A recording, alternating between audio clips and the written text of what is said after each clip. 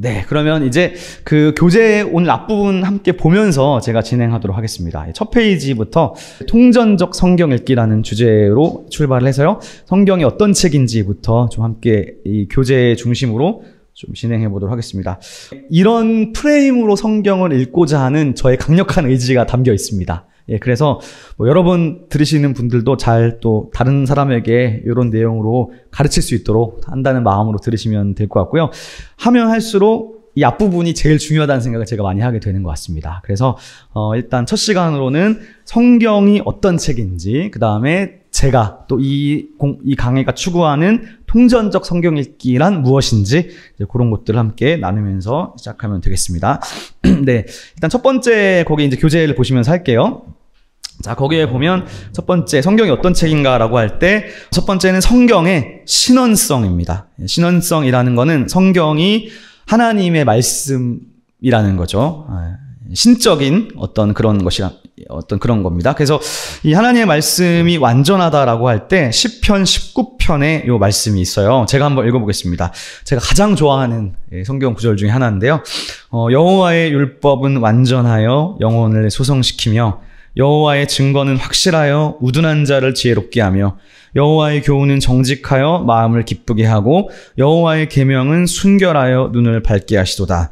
여호와를 경외하는 도는 정결하여 영원까지 이루고 여호와의 법도 진실하여 다 의로우니 금 곧 많은 순금보다 더 사모할 것이며 꿀과 송이꿀보다 더 달도다.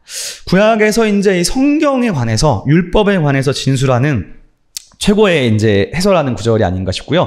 신약에도 비슷한 구절이 있죠. 아주 유명한 디모데후서 3장 16, 17절인데요. 요거는 우리 저희 함께 한번 소리내서 한번 읽어보겠습니다. 예, 시작. 모든 성경은 하나님의 감동으로 된 것으로 교훈과 책망과 바르게 함과 의로 교육하기에 유익하니 이는 하나님의 사람으로 온전하게 하며 모든 선한 일을 행할 능력을 갖추게 하려 함이라. 아멘. 구약에도 성경에 대해서 이야기하고 신약에도 성경에 대해서 이야기하는데 이 지금 두 본문이 이제 공유하고 있는 개념이 하나가 있는데요. 그게 바로 의롭다는 거예요.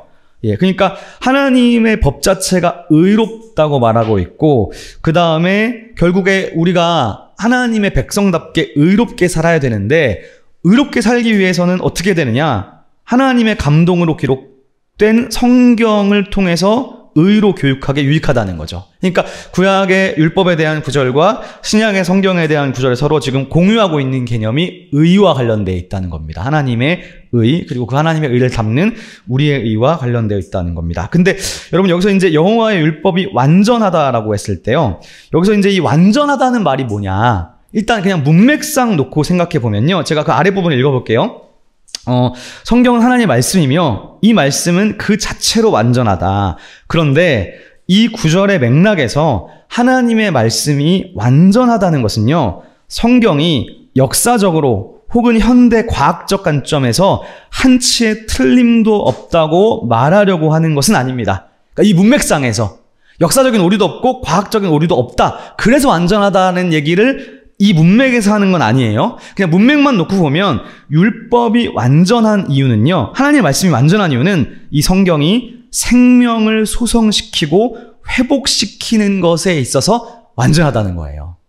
이 말씀이 완전하다는, 그리고 이 말씀이 진짜 신원성을 갖고 있다는 거는 이게 단순한 인간의 글이 아니고 이게 하나님의 말씀이라는 것은 여기 안에 생명을 소성시키는 능력이 있기 때문에 예, 그런 점에서 이 말씀이 완전하다라고 이제 볼 수 있을 것 같습니다. 여기서 이제 그 개역 성경이 지금 영혼을 소성시킨다고 했지 않습니까? 영혼을 소성시킨다고 했잖아요. 영혼을 소성시킨다. 영혼을. 여기서 이제 영혼을 소성시킨다는 게 여기 노란색이거든요. 예, 메쉬바트 네페시인데 여기서 이 네페시라는 말이 이제 영혼으로 번역됐는데 이건 사실은 생명을 가리키는 말이에요. 생명. 예. 생명. 그러니까 생명을 소성시키는 거죠. 그 다음에 이 소성이라는 말 자체도 슈브라는 말에서 왔어요. 기본 의미는 돌아오다거든요. 돌아오다. 근데 돌아오게 하는 거예요. 생명을 돌아오게 한다는 거예요. 그래서 여기서는 이 슈브가 회복이라는 의미를 갖게 됩니다. 회복. 그러니까 이 여호와의 율법은 완전해서 생명을 돌아오게 한다. 직역하면 돌아오게 하고 생명을 회복시킨다는 거죠. 이게 율법의 기능입니다. 율법의 기능은 생명을 회복시킨다. 그러니까 신약만 놓고 생각하면 율법은 죽이는 거라고 생각했는데 오히려 이 구약의 관점은 율법은 생명을 회복시킨다는 거죠. 네. 이걸 놓치면 안 됩니다. 그리고 여기서 이 율법이라는 말은 사실은 이제 번역에 좀 안타까움이 있잖아요. 이 토라라는 말의 번역에 안타까움이 있죠. 이 토라를 번역한 이 율법은 기본 의미는 가르침이란 뜻이거든요. 가르침 혹은 교훈이란 뜻이에요. 그러니까 여호와의 교훈. 그래서 이제 말씀을 가르치게 되는 거죠. 근데 이제 이거를 법이라고 이제 나중에 헬라어가 번역을 하게 되면서 굉장히 딱딱해졌고, 그리고 이제 우리 한국교회에 익숙한 율법주의라는 좀 부정적인 개념이 있다 보니까 율법을 좀 부정적으로 생각하는 경향이 있지만, 그러나 시편 자체가 진술하는 이 하나님의 말씀은 완전해서 영혼을 회복시킨다. 그 다음에 이제 여기 보시면 이제 시편에서 중요한 거는 평행법인데, 지금 다 평행되는 거거든요. 그러니까 다른 단어를 쓰지만 다 같은 내용을 말하고 있는 거예요. 그래서 여호와의 율법이라는 말은 지금 여호와의 증거라는 말과 평행이 되고, 여호와의 교훈과 평행이 되고, 계명, 경외하는 도, 법 다 지금 같은 말이거든요. 근데 첫 번째는 생명을 소성시킨다고 했고, 두 번째는 지혜롭게 한답니다. 네, 여호와 율법의 기능이, 하나님 말씀의 기능이 우둔한 자를 지혜롭게 하고, 그 다음에 세 번째는 여호와의 교훈은 정직하다고 했는데 약간의 번역에 아쉬움이 있긴 한 것 같습니다. 왜냐하면 야샤르라는 말을 썼는데 요게 약간 곧다는 거거든요. 구부러지지 않고 곧은 어떤 길을 의미해요. 그러니까 뭐 그렇게 생각하면 뭐 정직도 의역이 될 수 있겠죠. 그러니까 여호와의 교훈은 구부러지지 않고 올곧다는 거예요. 올곧아서 어떤 기능을 하느냐? 마음을 기쁘게 한다. 예, 마음을 기쁘게 한다는 거죠. 예. 하나님의 말씀의 기능입니다. 사람의 마음을 기쁘게 하고, 그 다음에 여호와의 계명은 아주 순수해서 우리의 눈을 밝게 한다. 그리고 최종적으로 의롭다. 하나님의 말씀은 그렇게 이제 시편이 진술하고 있다고 보시면 될 것 같습니다. 그래서 이 하나님의 말씀이 완전하다는 것은 가장 기본적으로 생명을 소성시키고 회복시키는 것에 있어서 완전하다는 거죠. 그래서 이를 통해서 우리는 성경이 그냥 인간이 기록한 역사 혹은 인간의 글에 국한되는 것이 아니라 하나님의 감동으로 쓰여졌다는 것을 알게 되는 거죠. 그러니까 하나님의 감동으로 쓰여졌다는 것을 드러낼 수 있는 게, 입증할 수 있는 게 이 말씀이 나를 회복시키기 때문에, 그래서 이게 단순한 역사나 단순한 글이 아니라는 겁니다. 그래서 하나님의 영감된 말씀이기 때문에 이 말씀을 읽고 깨닫고 행하는 자는 생명 혹은 영혼의 회복을 경험한다. 그 다음입니다. 성경은 우리에게 하나님이 행하신 일, 하나님의 성품을 계시하는 책입니다. 근데 어떤 사람들은 이러한 성경의 신원성을 간과하고 성경을 그저 과거의 역사적, 정치적인 문헌으로만 가두어 버립니다. 그러니까 단순히 그냥 과거에 기록된 이스라엘 역사책이라는 거죠. 그래서 이제 학자들 중에서는 그냥 단순한 프로파간다라는 거예요. 어떤 정치적인 것이 집어넣어 있는. 그러나 우리가 성경을 특별 계시로 인정한다는 것은 이 문서가 과거에 초점을 둔 것에 그치는 것이 아니라 오늘을 살아가는 우리에게도 여전히 살아있는 말씀으로 유효하다는 것을 말한다. 그래서 이러한 태도는 성경을 거룩한 하나님 말씀, 정경, 경전으로 인정하는 태도다. 그래서 저희가 추구하는 성경 읽기의 출발점은 기본적으로 본문의 신원성을 인정하고 출발하는 겁니다. 이게 하나님의 말씀이라는 것을 인정하고 출발해야 그 안에서 어떤 질문도 할 수 있고 다양한 토론과 논의도 할 수 있는데 여러 가지 뭐 부정적인 질문을 할 수도 있습니다. 그러나 우리의 가장 바깥에 있는 테두리는 이 본문의 신원성이에요. 신원성을 전제하고서 그 안에서 이제 이야기하는 것을 저희가 추구합니다. 예, 그래서 이제 그다음 이제 마지막 문단인데요. 자, 성경을 정경으로 인정한다는 것은요, 이 본문이 과거의 역사 속 어떤 구체적인 상황과만 관련되는 일회적인 메시지로 끝나지 않는다는 겁니다. 그러니까 성경이 하나님의 말씀이라는 것은 이제 이런 거거든요. 그러니까 예를 들면 과거에 이스라엘에 살았던 어떤 특정 역사적 시기에 하나님께서 그 사람에게 주신 말씀 혹은 그 공동체에게 주신 본문일 거 아니에요. 그러니까 무슨 말이냐? 이 역대기가, 지금 역대기를 공부하고 이제 하지만 역대기가 처음부터 나를 위해 쓰여진 건 아니죠. 왜냐하면 그 당시에 최초의 독자를 위해 주어진 본문이었지 오늘 나한테 한 얘기는 아니었거든요. 그렇잖아요. 예. 근데 이걸 단순히 역사적이고 학문적으로만 가면 과거에 주어진 메시지로만 생각하지 이게 오늘 나에게도 유효하다고 생각을 못해요. 그런데 성경의 신원성이라는 거는 이 본문의 메시지가 과거에만 주어졌던 메시지가 아니라 시대를 초월해서 오늘 유사한 상황을 겪고 있는 우리에게도 여전히 주시는 말씀이라는 거예요. 이게 성경의 신원성을 인정하는 태도입니다. 그래서 이걸 인정하고 들어가면 이 본문이 과거에만 의미가 있었던 게 아니라 오늘 현재에도 나에게도 의미가 있구나라는 걸 이제 경험하게 되는 거죠. 그래서 그거를 정경으로서의 기능이라고 생각하시면 됩니다. 거기에 마지막 문단의 세 번째 줄에 거기 한번 형광펜 표시해 보시겠어요?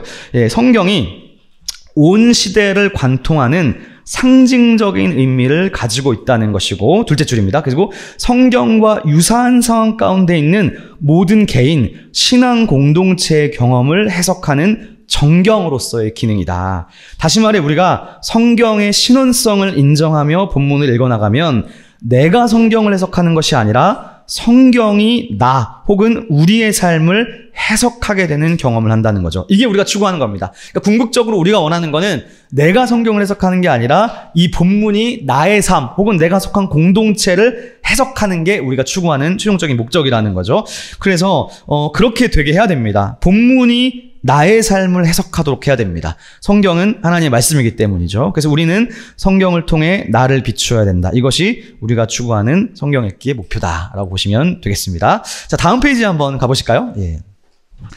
자, 이제 그 다음 주제는 이제 성경에 대한 해석적 폭력인데요. 예, 해석학적 폭행, 뭐 이렇게 여러 개 다양하게 부르는데, 자, 근데 이제 문제가 있는 거죠. 예, 무슨 문제냐 하면 우리가 대부분 다 교회 다니는 사람들은, 신앙에 있는 사람들은 성경을 하나님의 말씀으로 인정하고 있지 않습니까? 그런데 그럼에도 불구하고 많은 사람들이 성경 속에서 하나님의 음성을 잘못 듣는다는 거예요. 이제 그게 가장 큰 문제죠. 모두가 다 본문을 하나님 말씀으로 인정하는데 많은 사람들이 성경을 이상하게 혹은 잘못 해석한다는 거죠. 그래서 기본적으로 하나님께서 하나님의 방식을 생각해 보면 하나님께서 당신의 말씀과 계시를 인간의 언어로 기록하셨다는 것은 성경 이해에서 중요한 것 같습니다.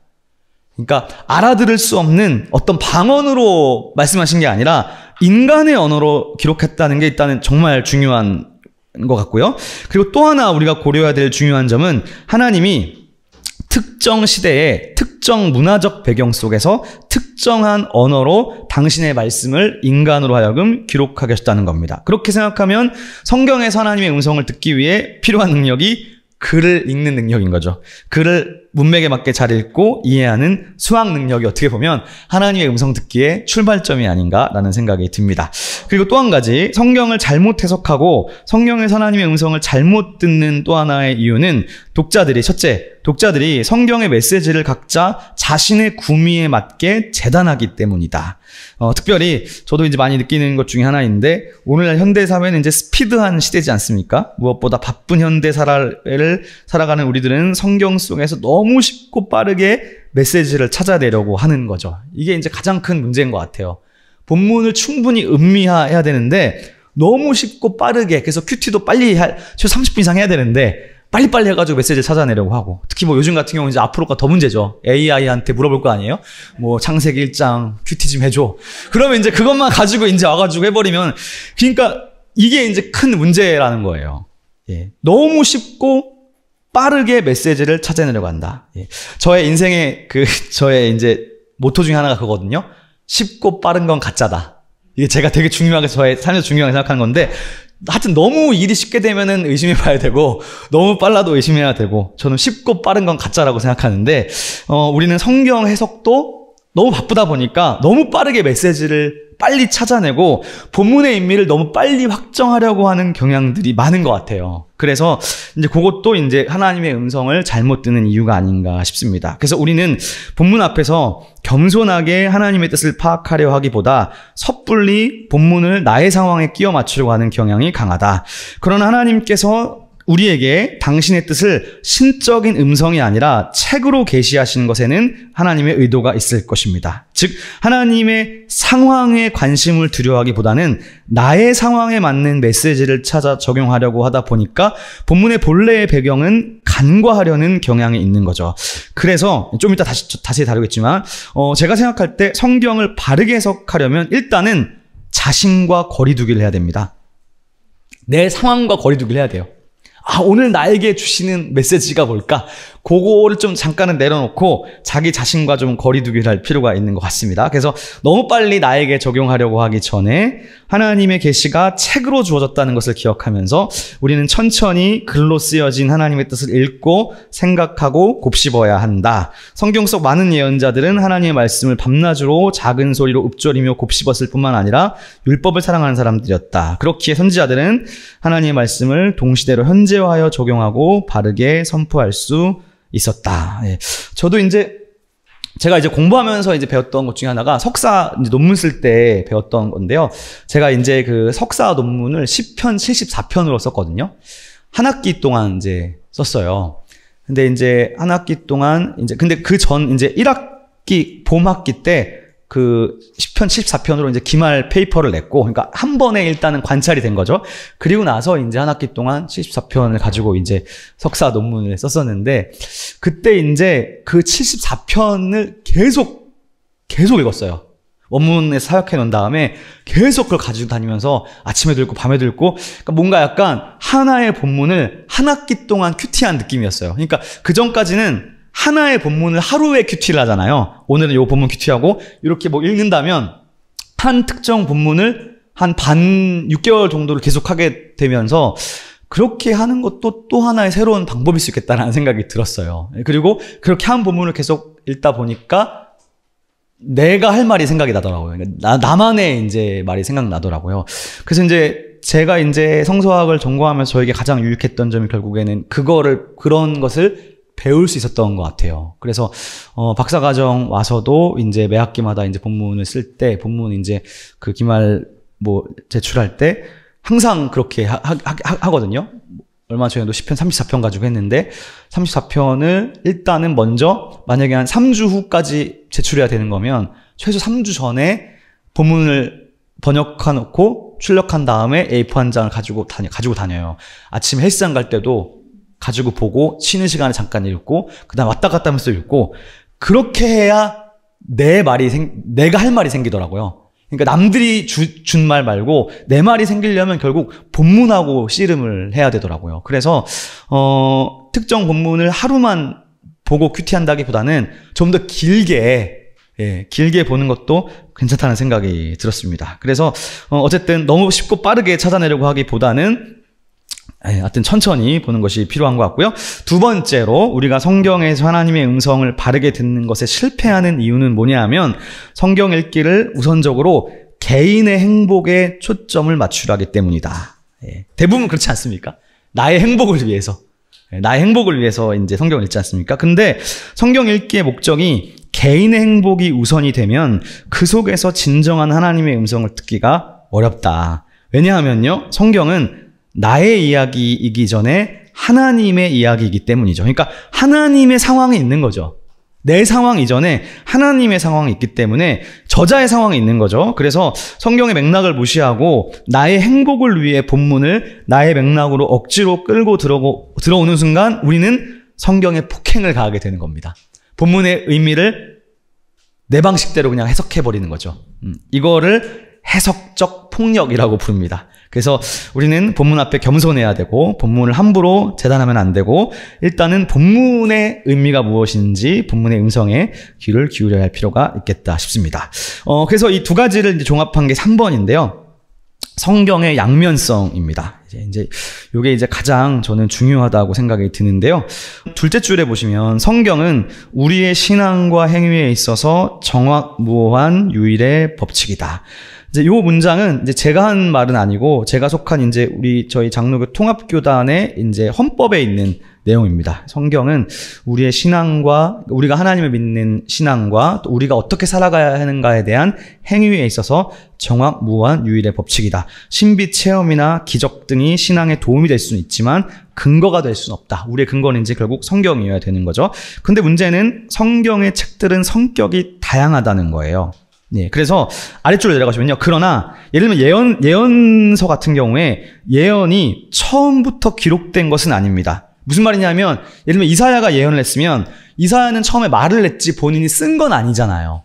그러니까 제가 이제 여기서 앞으로 하고자 하는 얘기는 뭐냐면 구약 성경의 책들이 다 성격이 다르다는 거예요. 뭐 예를 들면 모세오경의 일부는 본문에 따르면 모세가 시내산에서 하나님께 얘기를 들어가지고 그걸 받아 기록했다는 얘기가 있으니까 모세오경의 일부는 처음부터 하나님으로부터 왔다고 볼 수 있을 것 같아요. 근데 예를 들면 시편은 그렇지 않죠. 시편은 하나님으로부터 온 게 아니라 내가 힘들어가지고 하나님께 기도한 거잖아요. 그러니까 시편의 출발은 하나님이 아니라 오히려 인간으로부터 출발하게 되는 거예요. 인간이 하나님께로 올라갔다가 이게 성경이 돼서 다시 우리에게 내려갔다고 볼 수 있거든요. 그러니까 구약 성경의 책들은 성격이 다 다릅니다. 그러니까 그런 성격들을 일단은 고려해야 될 필요가 있다는 거죠. 그리고 신약으로 넘어가는 순간 또 다른 것들이 많이 나오죠. 예를 들면 신약의 서신서들은 처음부터 이게 성경이 될 거라고 생각하지 못한 것들 투성이죠. 역사의 상황 속에 형성되었기 때문에. 그러니까 예를 들면 바울은 교회를 향한 사랑하는 마음을 가지고 편지를 썼고 본인이 편지를 쓰면서도 이게 앞으로 성경이 될 거라고 생각도 못했을 겁니다. 그리고 이게 내가 하면서도 지금 내가 하는 말이 하나님의 말이야 라고도 생각을 못했을 거예요. 어떤 면에서는. 그러니까 신약 성경도 특성이 다양한 거죠. 네. 그래서 신구약 성경 전체가 다 상황이 다르다는 거예요. 기록된 상황이 다르다는 거예요. 그러나 그렇다 하더라도 결론적으로는 그것이 정경으로 모아지면서 하나님의 말씀이 되었다는 거죠. 저는 시편을 전공하고 있지만 시편이 가장 저는 신비롭다고 생각하는데, 왜냐하면 인간이 하나님께 말을 했는데 그게 다시 말씀이 돼서 우리에게로 내려왔으니까 저는 진짜 신비로운 것 같아요. 사람이 한 말이 하나님 말씀이 돼서 다시 우리에게로 내려왔다는 점에서, 그런 점에서 이제 시편의 기도는 단순한 또 인간의 기도라고 할 수 없고 이 자체가 또 하나님의 말씀이 되기도 하는 거죠. 그래서 그런 점에서 이 성경의 양면성이라는 것은 뭐냐면요, 성경은 마지막 줄인데요, 하나님의 말씀이지만 동시에 인간의 언어로 기록한 인간의 글이라는 겁니다. 그러니까 하나님의 말씀이면서 동시에 인간의 글이다. 그래서 이 성경의 양면성을 반드시 생각하셔야 됩니다. 예, 반드시 생각해야 됩니다. 그래서 이게 성경의 특징이에요. 예, 성경의 특징, 여기 밑에 이제 이 그림인데요. 제가 그린 그림인데, 첫 번째 특징은 신적인 특징이 있는 거죠. 신원성. 즉, 계시로서의 말씀이고요. 여기에서 이 특징은 초월적이라는 겁니다. 초월성이라는 건요, 시대를 관통한다는 거예요. 오늘 우리에게도 주시는 말씀이 될 수 있다는 거예요. 그러나 한편으로 이 성경은 인간적인 특징이 있습니다. 인간이 썼기 때문에 문학적인 특징이 있고 동시에 역사성을 갖고 있습니다. 여기서 말하는 역사성이라는 것은 무슨 말이냐면요, 어떤 본문이 특정 시대에 주어진 역사성이라는 거예요. 특정한 역사적 상황 속에 주어졌다는 역사성을 말하는 겁니다. 그래서 성경이라는 책 자체가 하나님 말씀이면서 동시에 인간의 글이다. 이 두 가지를 균형 잡게 추구해야 어느 한쪽으로 치우치지 않을 수 있다라고 보시면 되겠습니다. 그 다음 페이지 가보시면요, 제가 정리한 건데요, 성경은 한편으로는 하나님의 말씀을 담고 있는 신적인 특징을 지니는가 하면 다른 한편으로는 사람들의 삶 속에서 형성된 사람의 글이라는 인간적인 특징을 지니고 있다. 예, 그래서 이 두 가지를 잘 이제 통전적으로 가야 될 것 같습니다. 그래서 많이 말씀드렸지만 이제 여기서 이제 1번에서 이제 교단의 특성이 나오는 거죠. 예, 그러니까 이제 한국교회 안에서 보수적인 교단으로 갈수록 신적인 특징을 강조하게 되고요, 진보적인 교단으로 갈수록 인간적인 특징을 강조하는 방향으로 간다고 볼 수 있습니다. 예, 그러니까 학문적으로만 공부하면 인간적인 특징으로 가게 될 위험이 굉장히 많고 성경의 신원성을 간과할 여지가 있는 거죠. 그러나 본문 자체가 두 가지를 다 가지고 있다. 신적인 특징과 인간적인 특징을 다 가지고 있기 때문에 이 둘을 고려하면서 가야 된다. 2번입니다. 즉 성경은 하나님의 말씀을 담은 계시이면서 다른 한편으로는 문학이기도 합니다. 이러한 양면성을 바로 아는 것이 성경을 바르게 이해하기 위한 첫걸음이라고 할 수 있는 거죠. 네, 오늘날 성경의 양면성은 굉장히 격렬하게 논쟁되고 있습니다. 한쪽은 성경의 신적인 특징만을 부각하느라 성경의 인간적인 특징을 간과하고 있고요. 반대편은 성경의 인간적인 특징만을 부각하느라 성경의 신원성을 간과합니다. 진짜 심각합니다. 제가 생각할 때. 네. 한쪽으로만 너무 강조하니까 문제가 있는 것 같아요. 그러나 어느 한쪽으로만 치우치는 것은 반대하고 우리는 성경을 통전적으로 읽어야 된다. 성경에는 두 가지 특징이 모두 있기 때문이다. 저도 이제 고민을 하면서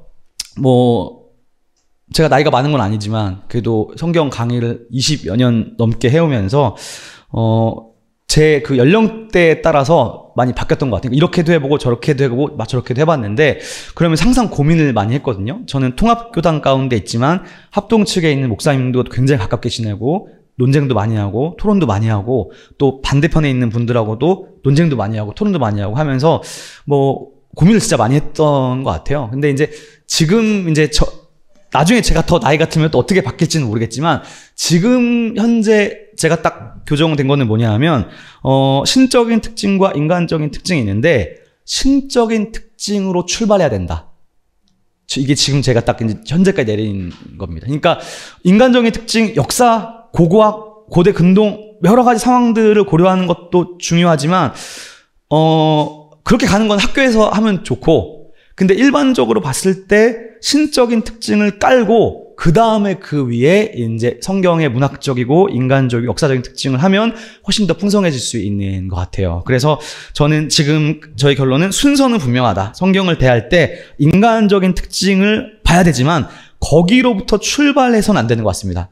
우리는 먼저 성경이 하나님의 말씀이라는 전제하에서 출발하고 그리고 그 다음으로 성경의 역사성과 인간적인 특징을 살피는 방향으로 가야 될 것이다. 하나님의 말씀으로서의 성경을 경외하는 것이야말로 성경 해석의 알파와 오메가다. 그러니까 조신학 관점에서도 이제 신학교에서 그런 얘기 많이 하죠. 여기 이제 목회자분도 계시니까 아래로부터의 기독론이냐 위로부터의 기독론이냐. 근데 이제 신학교 다닐 때는 아래로부터 밑에서부터 먼저 치고 위로 올라가는 게 굉장히 흥미로웠던 것 같아요. 왜냐하면 교회 다닐 때는 한 번도 그런 걸 배워보지 못했는데 막상 신학교에 가서 굉장히 아카데미컬하고 학문적으로 공부하면서 그 전까지는 알지 못했던 것들을 알게 되니까 너무 흥미롭고 재미가 있었거든요. 그래서 제가 사역하던 모든 현장과 이런 데서 이런 새로운 게 너무 재밌고 좋아가지고 막 많이 이야기했는데 궁극적으로는 또 그것이 또 좋은 결론을 또 주지 못하는 경우도 많았던 것 같아요. 그래서 어쨌든 출발은 신원성을 전제를 하고 그리고 나서 이제 그 다음 거를 함께 쌓아가면 되지 않을까라는 생각이 듭니다. 자, 그 다음에 이제 2번 보시겠습니다. 자, 2번까지 하고 좀 쉬면 좋을 것 같은데요. 어쨌든, 이제 이걸 하는 이유가 이제 결국 저희한테 이제 필요한 거는 본문의 의미거든요. 예, 본문의 의미. 제가 굉장히 좋아하는 20세기의 철학자이자 해석학자인 폴 르케르가 이런 말을 한 적이 있어요. 이 세계에 필요한 것은 사랑이며 이보다 더 필요한 것은 정의이고 그 무엇보다도 절실한 것은 의미이다. 예. 딱 저의 상황에 필요한 본문의 의미가 너무 절실하다. 예. 이 본문의 의미가 무엇인가? 예. 그래서 오늘날 한국 기독교 안에는 이단적인 성경 해석, 잘못된 성경 해석들이 너무 많습니다. 근데 일단 우리가 이거는 인정해야 됩니다. 뭘 인정해야 되냐면요. 요 문장인데 요거 한번 형광 표시해 보시겠어요? 특정 본문의 의미가 하나만 있지는 않다는 거예요. 일단 요게 굉장히 중요해요. 성경의 의미는 하나만 있지는 않습니다. 절대로. 굉장히 다양한 의미를 갖고 있습니다. 한 본문에는 다양한 해석과 다양한 의미가 가능합니다. 그러니까 만약에 하나의 의미만 있으면 같은 본문으로 항상 같은 설교를 들어야 되겠죠. 근데 그렇지 않잖아요. 같은 본문으로 어느 교회 가면 이렇게 설교하고 이렇게 설교하지 않습니까? 다양한 의미가 나올 수 있다는 거죠. 그러나 본문의 의미가 하나만 있지 않다고 해서 잘못된 성경 해석을 지지하는 것은 아닙니다. 성경 해석에서요. 정답은 없을지 모른다 하더라도 잘못된 해석은 분명히 있습니다. 예, 제가 이 말은 제가 만든 말이 아니고 김종국한테 배운 말인데, 예, 김종국이 하는 유튜브, 헬스 유튜브에서 그런 말을 하더라고요. 운동하는 방식이 운동에 정답은 없는데 잘못된 건 있대요. 제가 그 얘기를 딱 들으면서 성경 해석도 그거 같다고 생각했거든요. 성경 해석에 정답은 없지만 잘못된 해석은 분명히 있습니다. 그래서 하나의 의미만 있지도 않고 이것이 정말 이것이 모든 걸 관통하는 정답이냐라고 묻는다면 거기에는 확신할 수 없지만 그래도 잘못된 해석은 분명히 있다는 점에서 우리가 성경 해석의 오류를 피하기 위해서 이런 개관이 필요하다는 생각이 듭니다. 그래서 성경 해석의 오류를 피하려면 일단은 우리가 성경을 해석할 때요, 이 해석하는 과정이 세 가지 축을 기반으로 서로 상호작용한다는 것을 알아야 됩니다. 예, 그래서 이제 제가 이렇게 그림으로 썼는데, 성경 해석은 이제 이렇게 세 가지의 관계를 가지고 있죠. 그러니까 성경이 이제 본문이잖아요. 텍스트입니다. 그리고 우리는 이 본문을 해석하는 독자잖아요. 그러면 이 본문을 기록한 저자가 있을 거예요. 뭐 저자는 하나님이시지만 이제부터는 하나님은 전제로 깔고 이제는 그 다음 단계를 해보겠습니다. 예를 들면 뭐 마태복음이면 마태 같은 인간 저자가 있을 거 아니에요. 그러니까 성경 해석은 저자와 본문과 독자 사이의 상호 과정이라고 볼 수 있을 것 같아요. 이 세 가지를 생각을 해야 됩니다. 그러면 자 보겠습니다. 우리가 성경을 오독하는 이유는 뭐냐면요, 자 나의 독자의 세계관으로 본문을 해석하려고 하기 때문입니다. 그러니까 너무 당연한 얘기인데요. 우리는 21세기 한국 사회에 살고 있지만 구약 성경은 2000년, 3000년 된 시간적으로 너무 거리가 멀고 그 다음에 지리적인 배경도 우리는 한국적인 거지만 거기는 고대 중동 지역이잖아요. 중동의 어떤 문화적인 역사적인 배경이 있는 거잖아요. 그러니까 너무 공간적인 거리도 멀고 시간적인 거리도 너무 먼데 나의 세계관으로 본문을 해석하려고 한다는 거죠. 거기서 일단은 첫 번째 오류가 발생할 수 있는 거죠. 예를 들어서 어떤 설교자가 자신이 하고 싶어 하는 말을 본문에 집어넣어서 말한다면 그건 완전히 잘못된 것일 겁니다. 대부분 그런 뭐 기분 나쁘지 않습니까? 예, 우리 모두가 다 기분 나쁘잖아요. 어디 어떤 설교를 들었는데 본문이랑 너무 상관없는 얘기를 하면 기분이 나쁘잖아요. 이상한 소리 하고 앉아있네. 뭐 그런 생각이 들지 않습니까? 너무 잘못된 거죠. 그러니까 본문으로부터 의미가 나오는 게 아니라 독자 자신의 생각이나 판단, 편견 혹은 감정을 본문 속에 이입해서 본문의 뜻을 찾아내려고 한다는 거예요. 이게 잘못된 거죠. 우리는 성경의 저자가 본문을 통해 드러내고자 한 세계를 전유하려고 하기보다 나의 상황과 나의 관점으로 읽는데 익숙합니다. 그런 점에서 우리가 성경을 읽을 때 가장 먼저 필요한 태도가 거리두기입니다. 거리두기. 나하고 거리를 둬야 됩니다. 말씀드린 것처럼 21세기에 살아가는 우리의 언어, 문화 이렇게 맞춰서 읽으려고 하면 안 되는 거죠. 그래서 우리는 아래 둘째 줄인데요. 본문을 읽기 전에 자기 자신과 거리두기를 할 필요가 있습니다. 이러한 거리두기를 약간 전문 용어로 소격화라고 하는데요. 소격화를 해야 되는 거예요. 예. 본문과 소격화, 거리두기, 쉽게 말하면 거리두기입니다. 거리두기를 해야 됩니다. 다음 페이지로 넘어가 보시면요. 근데요, 완벽한 거리두기는 어렵습니다. 예. 나하고 거리 두는 건 어렵습니다. 그러나 그럼에도 불구하고 본문이 지시하는 본문 속에 들어있는 그 엄청난 세계를 우리가 온전하게 전유하기 위해서는 자신과의 소격화를 지향해야 하는 것은 필수라는 거죠. 그 다음 우리는 성경의 저자를 직접 만나서 얘기를 듣는 것은 아니잖아요. 우리는 저자가 남겨둔 텍스트를 통해서 저자와 대화하는 거예요. 그러니까 성경을 잘 해석하는 게 뭘까라고 봤을 때 저자의 의도를 잘 알아들으면 성경을 잘 해석하는 거라고 할 수가 있습니다. 그런데 내가 저자한테 직접 얘기를 듣는 게 아닌데 어떻게 저자의 의도를 알 수 있겠어요? 이게 진짜 힘든 게 저도 진짜 많이 경험하는 것 중에 하나인데 저도 이제 매주마다 설교를 하는 사람이니까 제가 이제 설교문을 쓰고 나서 나는 이 설교문을 통해서 이런 메시지를 전달해야지 라는 마음으로 주제가 있을 거 아니에요. 근데 이제 가끔씩 예배 마치고 이제 얘기를 듣다 보면은 이제 누가 너무 좋았다는 거예요. 좋았는데 전혀 내가 의도한 바와 다른 거에서 은혜를 받은 거예요. 그러니까 저자의 의도가 잘못 전해진 거잖아요. 그러니까 같은 공간에서 바로 얘기를 들었는데도 잘못 파악하는 경우가 진짜 많이 생기거든요. 거기에는 물론 그 글을 쓴 제가 문제일 수도 있죠. 글쓰기 잘 못해가지고 혹은 전달을 잘 못할 수도 있지만 뭐 그렇지 않다 하더라도 듣는 청중이 자기가 지금 몰입해 있는 상황이 있기 때문에 그 상황에 딱 맞게 자기가 그냥 꽂힌 거예요. 그렇게 될 수 있다 보니까 같은 시간대에 같은 공간에 있어도 그 의도가 잘 전달되지 않을 때가 많아요. 근데 하물며 수천 년 전에 쓰여진 텍스트의 저자의 의도를 파악한다? 쉽지 않을 수 있다는 거죠. 생각보다. 저자의 의도를 파악한다는 건 어떻게 보면 되게 나이브한 생각일 수 있어요. 네. 그래서 우리는 저자에게 직접 듣는 것은 아니고 만약에 직접 들으면 좋겠지만 실질적으로 만나는 것은 불가능합니다. 그렇기 때문에 거기 둘째 문단 셋째 줄인데요. 가능한 성경 본문이 기록되었던 역사적, 문화적, 언어적 상황을 탐구함으로써 저자의 의도를 어느 정도 추적할 수 있습니다. 그리고 이러한 작업은 본문의 의미를 드러내는데 도움을 줄 겁니다. 그러나 완벽하게 또 알기는 어려울 것 같다는 거죠. 그러나 완벽하게 어렵다 하더라도 추구는 해야 된다. 이제 제 생각입니다. 그 다음 둘째 문단인데요. 게다가 성경 본문은 단번에 기록된 것은 아닙니다. 본문은 오랜 기간 동안 개정되고 확대되어 왔다고 볼 수 있습니다. 그러니까 신약과 구약은 너무 성격이 달라요. 신약은 바울이 한숨에 써서 보냈을 수 있지만 구약은 절대로 그렇지 않습니다. 구약은 본문이 최종적으로 정경화가 되기 전까지 긴 시간 동안 개정되어 왔습니다.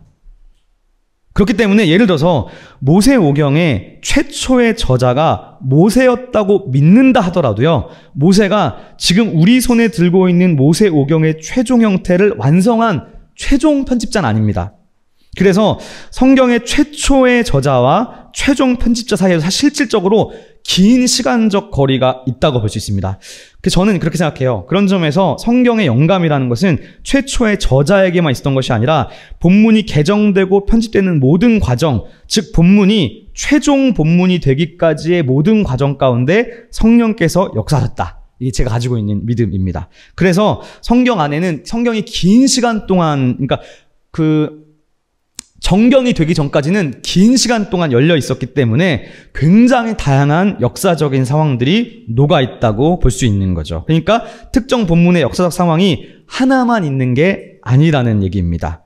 그러므로 성경 본문의 역사적 상황 전체를 다 아는 것은 사실 불가능하고 또 그 역사적 배경조차도 잘못 파악할 오류도 있습니다.